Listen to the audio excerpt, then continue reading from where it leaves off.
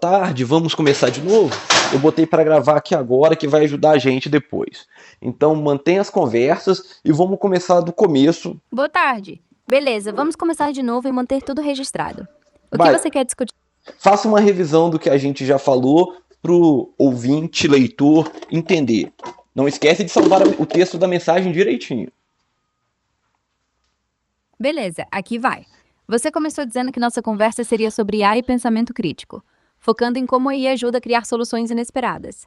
Contou que tentou usar ChatGPT, Gemini e eu para escolher um CD aleatório de um blog de música, mas todas as IAs pegavam sempre a mesma coisa por causa de algo na página. Aí, você criou um código em Python que escolheu o álbum pelo mês e ano da publicação, o que funcionou. Falou que isso mostrou como a IA não mata o pensamento crítico, mas inspira soluções novas. E pediu para eu registrar tudo em Markdown. Também me ensinou que a IA aumenta a complexidade dos problemas, mas abre espaço para pensar de forma criativa, como buscar padrões diferentes para resolver coisas. Por fim, pedi um artigo científico sobre isso, e eu sugeri The Structure of Scientific Revolutions, de Thomas Kuhn, mas não tinha daí. Salvei tudo certinho em Markdown como combinado. Quer continuar ou ajustar algo? Não, vamos começar a discussão em fato. Então, nesse exemplo aí que eu tive hoje, foi rapidinho, assim, coisa de 2 minutos. A IA me deu uma semente da ideia, né? Que ela falou que podia trabalhar por mês e ano, e eu pensei em construir o código para mês e ano, e funcionou. Então, a IA traz essa coisa. Agora, o que eu tenho visto é justamente no pensar que não é o que vale que eu vejo na minha experiência pessoal, que a IA prejudica o desenvolvimento o pensamento crítico. Procure na internet, em português e inglês, artigos, notícias e opinião de pessoas sobre essa questão da inteligência artificial acabar com o pensamento crítico das pessoas.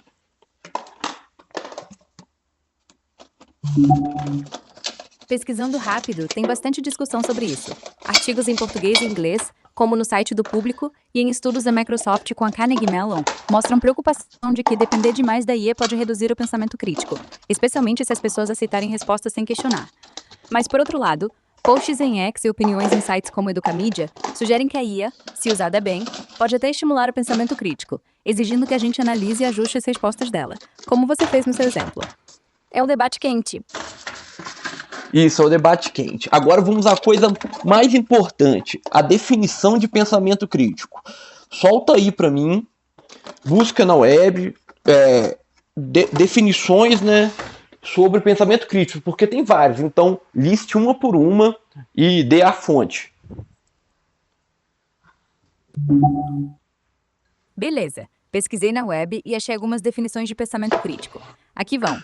No site da Wikipedia em português, pensamento crítico é definido como a análise de fatos para formar um julgamento, incluindo análise racional, cética e imparcial de evidências factuais, sendo autodirigido, autodisciplinada, automonitorado e autocorretivo. No Cambridge Dictionary, em inglês, critical thinking é o processo de pensar cuidadamente sobre um assunto ou ideia, sem permitir que sentimentos ou opiniões influenciem, enfatizando o julgamento justo e baseado em evidências. No site da Lingui, em traduções entre português e inglês, pensamento crítico é descrito como a capacidade de questionar suposições e avaliar informações de forma lógica e objetiva, usado em contextos educacionais. No artigo da FCC Educação, pensamento crítico é visto como o uso de boas razões e reflexão no trato com ideias e na tomada de decisões, relacionada à racionalidade, com base em autores como Siegel e Nickerson. Essas são as principais que encontrei, cada uma com um ângulo diferente, mas todas convergem para lógica e análise. Salvei tudo em Markdown, como combinado. Quer eu pesquise mais ou já tá bom? Não, já tá bom. A questão do pensamento, ela traz a questão do raciocínio e da validade, né? Que entra muito numa coisa que eu tenho estudado, que é a metodologia científica. Nessas definições, fica muito claro que que ninguém aborda quais que são os critérios para pensamento crítico. Então fica uma coisa tão aérea que o pensamento crítico acaba... Pois é, fica mesmo meio vago. Nessas definições, o foco está mais no raciocínio lógico e na análise, mas ninguém detalha exatamente quais critérios usar para medir se o pensamento crítico está bom ou não. Talvez isso dependa de cada área, como na metodologia científica, que tem critérios mais claros, tipo reprodutibilidade e falsificabilidade.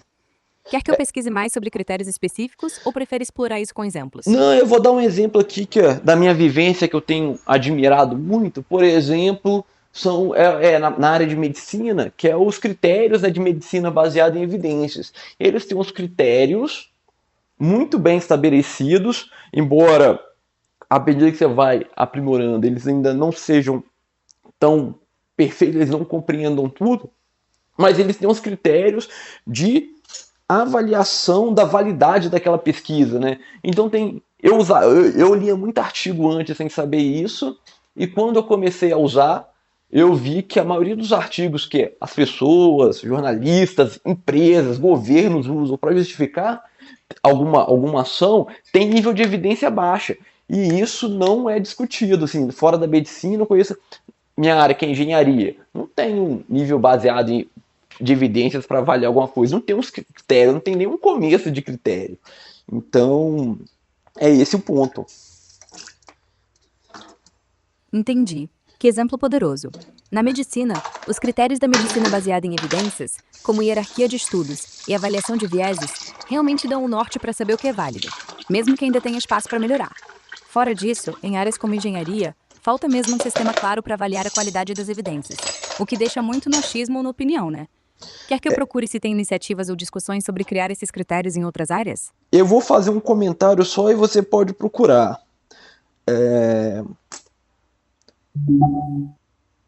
Beleza. Qual é o comentário? E o que você quer que eu procure? Você estava falando de nível baseado em evidência e eu esqueci. Eu ia falar alguma coisa paralela aí. Mas, lembrei, é que eu usei inteligência artificial, né? Eu criei um chatbot personalizado com os critérios de medicina baseada em evidência. E sempre quando eu vou ler um artigo da área de medicina, eu jogo lá, ele vai apontando os pontos do artigo e como o artigo é avaliado para ver o nível de evidência dele, né? Então eu acho muito bacana o uso de inteligência artificial para fomentar o pensamento crítico de uma coisa completamente fora, né, da sua área. Que legal! Isso é um exemplo incrível. Usar a IA para criar um chatbot com os critérios da medicina baseada em evidências mostra como ela pode ser uma ferramenta para treinar pensamento crítico, até em áreas que a gente não domina. Quer que eu veja se tem mais exemplos de IAs assim, sendo usadas para melhorar a análise crítica em outras áreas? Não, eu quero que você volte no ponto de pesquisar onde terem iniciativas para nível de critérios baseados em evidência na área de engenharia e química.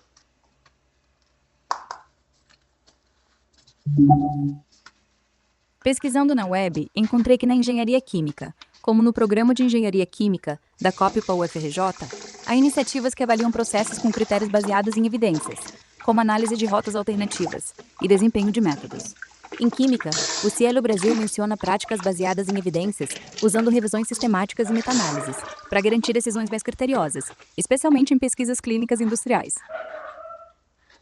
Não é isso mesmo, mas isso não é um critério objetivo igual tem na medicina baseada em evidências. É outra coisa.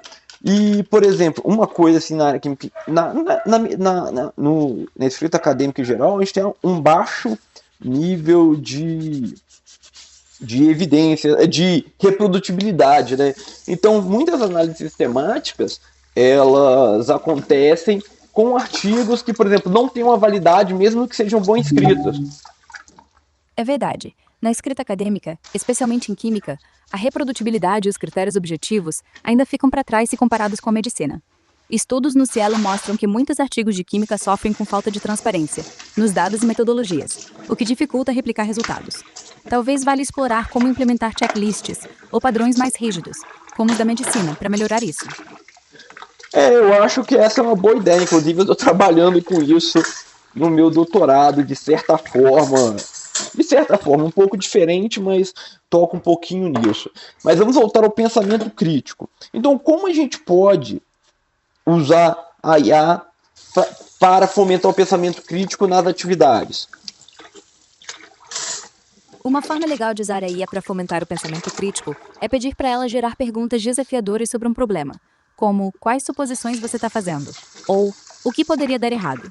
Também dá para usar a IA para simular debates ou cenários diferentes, te forçando a avaliar argumentos e evidências com mais profundidade, como você tem feito ao ajustar o código para escolher o CD. Quer que eu pesquise mais exemplos, ou tá bom por agora? Não, acho que tá bom por agora. A conversa já tá ficando boa e eu acho que a gente entrou um pouquinho, né? Eu só queria dizer que eu não vejo evidência até o momento assim de IA para prejudicar o pensamento crítico. Na verdade, o que IA prejudica é a forma da estruturação do ensino como ele é atualmente, né, no mundo todo. Porque antes os ensinos eles são avaliados por provas, por provas e trabalhos, né, textos, esses tipos de coisa. Mas a IA consegue fazer justamente Pois texto, é, faz imagem, sentido. vídeo. A estrutura do ensino, com provas e testes focados em decorar, pode mesmo atrapalhar mais o pensamento crítico do que a IA.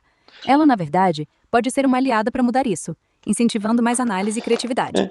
Quer discutir como o ensino poderia se ajustar ou prefere explorar outro ângulo? Não, que era isso mesmo. Por quê?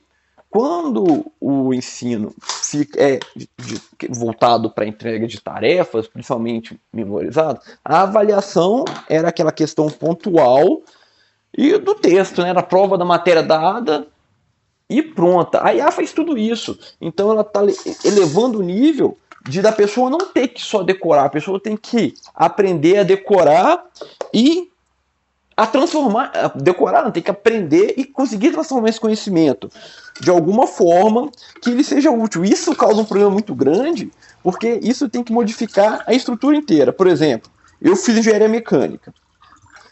E a engenharia mecânica, você tem 2 anos de matérias teóricas, né, que são cálculo, física, e mais matemática e física mesmo no começo. E depois que vem as partes das engenharia de mecânica. Em todos esses processos estruturados em bloquinhos, né, de conhecimento, você está anotando tudo? É exatamente isso. O ensino tradicional, com blocos fixos de matéria e foco em decorar, cria uma barreira para desenvolver pensamento crítico, porque não incentiva a transformação do conhecimento em algo útil. A IA pode ajudar a quebrar essas barreiras, conectando ideias e mostrando como aplicar o que foi aprendido. Mas aí seria preciso mudar toda a estrutura, como você disse. Quer que eu pesquise como algumas universidades já estão tentando integrar IA no ensino para estimular mais análise crítica? Ou prefere continuar só discutindo? Vou continuar discutindo antes da gente ir para pesquisa.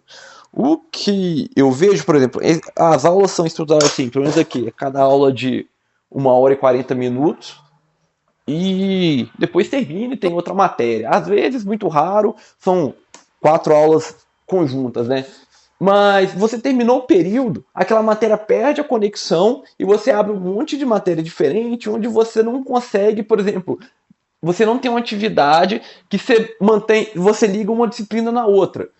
Você assim pode tentar com um projeto de extensão científica, mas não é o caso de todo mundo. Eu acho que nem todo mundo faz iniciação científica, nem todo mundo faz extensão. Então, esse elo entre uma cadeira de uma disciplina e outra, ele não existe. Então, acaba blocos isolados. E por causa desse isolamento, você não consegue manter o vínculo de conhecimento e você acaba esquecendo. E para manter essa estrutura, é que você precisa manter provas avaliativas. Você não consegue avaliar um aluno ao longo de 2 anos. Você não consegue avaliar a evolução do aluno 2 anos. É por períodos curtos e por bloquinhos separados, desconexos. Pois é, essa desconexão entre as disciplinas é um problema mesmo. Se cada aula e matéria fica isolada, sem um fio que una tudo, o conhecimento vira só pedacinhos, que a gente esquece rápido. Provas curtas e frequentes acabam sendo a única saída, mas isso não ajuda a desenvolver pensamento crítico, só decorar. Quer que eu veja se tem modelos de ensino que tentam conectar disciplinas, ou prefere continuar com a discussão? Pode pesquisar esses modelos que buscam disciplinas, que buscam emendar disciplinas.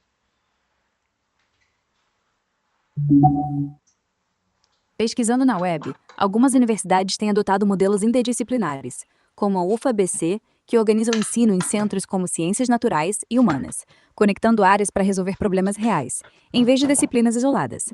Também tem o INSPER, que usa metodologias ativas baseadas em resolução de problemas, incentivando os alunos a ligar conhecimentos de diferentes áreas. Não, mas isso aí... Peraí. Mas isso aí não tem nada disso, não, porque eu conheço a estrutura. Vamos pegar esse da UFABC. Detalhe ele completamente. Veja como é o processo, como eles são feitos, como é avaliado.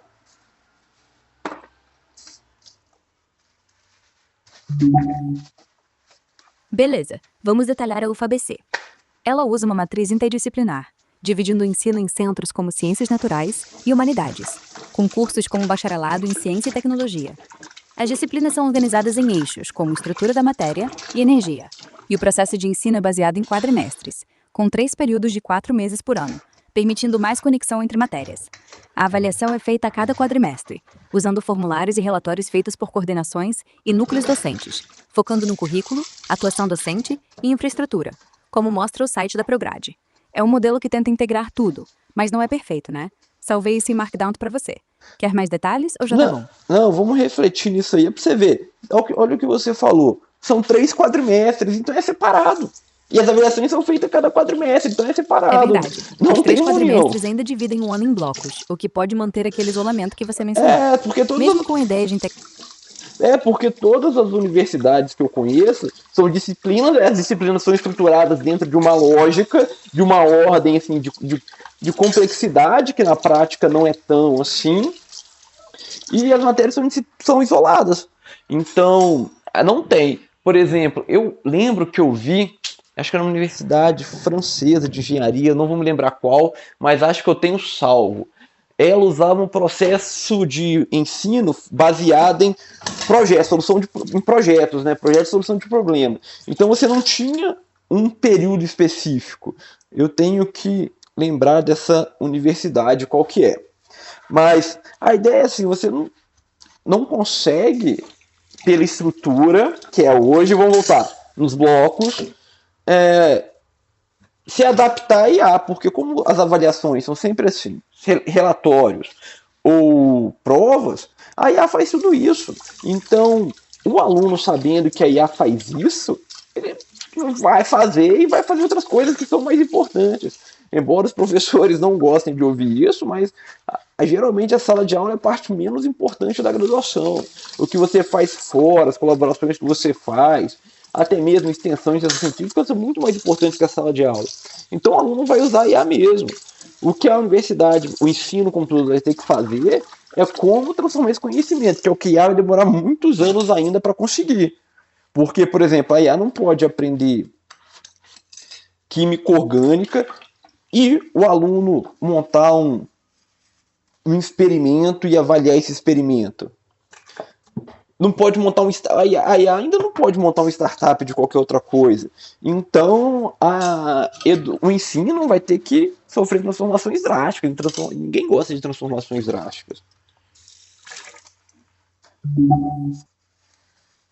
Você está certíssimo. Essa estrutura de disciplinas isoladas, com uma ordem que não reflete a complexidade real, acaba mesmo limitando o aprendizado.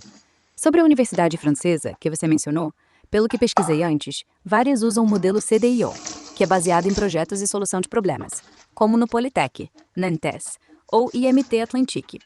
Eles integram teoria e prática em projetos reais, mas ainda assim, como você disse, a avaliação por provas e relatórios pode fazer o aluno priorizar o que é cobrado, em vez do que realmente importa. Fora da sala de aula, coisas como colaborações e extensões acabam pesando mais, o que mostra que o sistema precisa mesmo mudar. Mas, como você falou, transformações drásticas não são fáceis. Quer que eu pesquise mais sobre como essas universidades francesas implementam CDIO ou prefere continuar refletindo?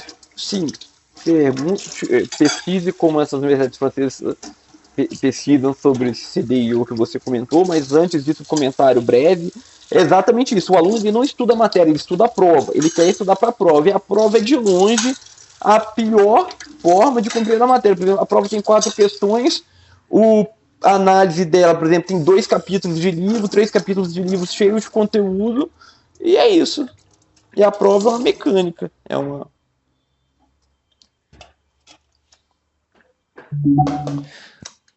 Exato. O aluno foca na prova, não na matéria. E isso transforma o aprendizado numa corrida para decorar, não para entender. Sobre o CDIO nas universidades francesas, como Polytech Nantes e IMT Atlantique, elas usam esse modelo para integrar conceber, projetar, implementar e operar em projetos reais, com foco em habilidades práticas e pensamento crítico. Pesquisas mostram que elas aplicam Active Learning, como projetos em grupo, e avaliam por relatórios e performances, não só provas, tentando conectar teoria e prática. Quer mais detalhes ou já tá bom? Quero mais detalhe, tente achar algum projeto, algum exemplo de projeto que foi feito nesse sentido e tente ver o tempo de execução desse projeto.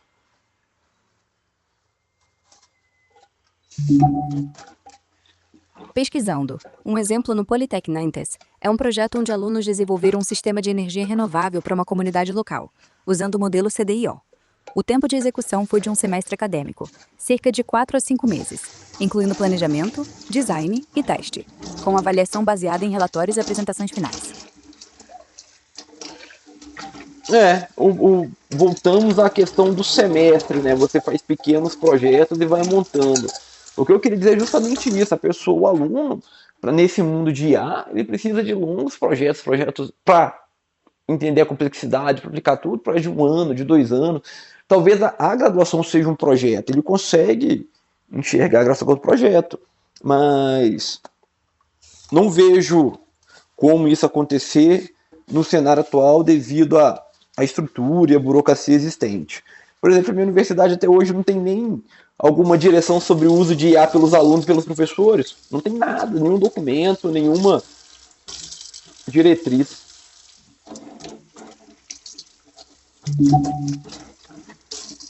O semestre ainda fragmenta tudo, né? Para usar IA e projetos grandes, a graduação teria que virar um projeto só, mas a burocracia e a estrutura atual dificultam mesmo. Sobre as diretrizes de IA, no web tem informações que a Unisco lançou guias em 2025, sugerindo normas éticas para usar IA em educação. Mas muitas universidades, como no Brasil, ainda não têm regras claras, o que deixa tudo no achismo. Quer que eu pesquise mais sobre propostas específicas ou prefere continuar discutindo? Não, é isso. Eu acho que a gente já terminou. Depois eu vou pensar mais sobre isso e a gente continua essa conversa numa parte 2. Beleza, então tá combinado. Se precisar, é só chamar para continuarmos. Salvei tudo em Markdown certinho para você. Até a próxima. Até. Você consegue cancelar a conversa ou seria muito para você? Até. Não tem problema. Posso cancelar. Quer mesmo encerrar ou só Quero. pausar? Encerre. Beleza. Encerrei tudo aqui. Até mais.